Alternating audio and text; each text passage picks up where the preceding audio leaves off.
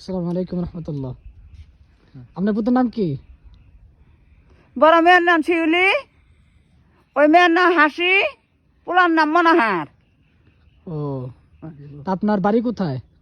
বাড়ি আমার বিলবালিয়া, বাপের বাড়ি বলার দেয়ার, ধর্ম ভাই হাট বাড়ি, ও আচ্ছা আচ্ছা। ওই যে কুমড়া বাড়ি একটা, ওটা বোন চপ্পারা থাই।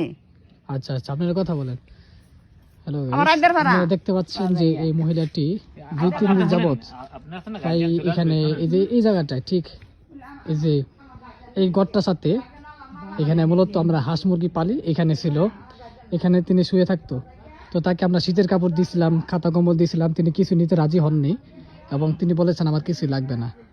এই যে জ্যাকেটটিও তিনি রেখে গেছেন, তাকে এটা পরতে দিয়েছিলাম, তিনি এটা খুলে শুয়ে গেছে।